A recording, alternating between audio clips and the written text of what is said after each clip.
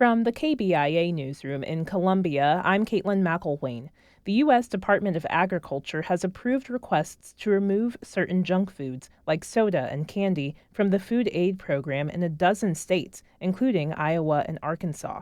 Legislators in Missouri debated a bill that would also request those restrictions, but no action was taken on it. Ansley Fellers, executive director of the Nebraska Industry Association, says this will be a problem for retailers bordering states without exclusions on certain junk foods. Nebraska's retailers are at a huge disadvantage in that case because even if you are getting a SNAP card in Nebraska and you can go buy whatever you want in South Dakota and you're only a few miles from the border, why wouldn't you? Although there are some restrictions already on medicines, tobacco, and alcohol in the program, she says the new state-by-state rules will be more complicated to implement.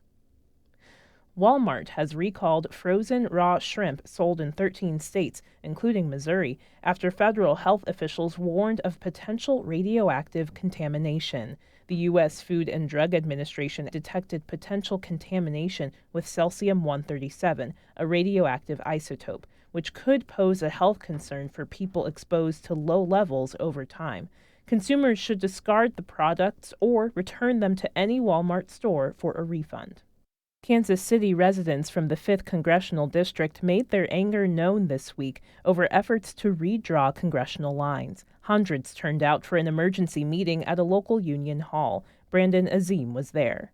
Residents packed the IBEW building in South Kansas City to voice their rage over President Trump's crusade to draw congressional lines to favor Republicans. Missouri's Democratic 5th District appears to be one of the targets. Workers like Terrence Wise, who lives in this district, worry they face losing their basic rights. It's an attack on our health care, our wages, unions, women's rights. When we're not represented as a people, then who's going to do our bidding when it comes to those things? Wise says emergency meetings around the state represent a movement to stop Republican efforts to gain more congressional seats. I'm Brandon Azim. The University of Missouri Legion of Black Collegians has met with university leaders after MU canceled the organization's block party. KOMU 8 reports the reason for the cancellation was the use of the word black in the LBC's proposed Black to Class block party. Last year, the university changed the name of the group's Welcome Black Barbecue to the Welcome Black and Gold Barbecue. LBC President Amaya Morgan says the LBC offered to change the name again this year, but the university maintained the event's cancellation, saying the name was promoting exclusion based on race. I'm Caitlin McElwain, KBIA News, Columbia.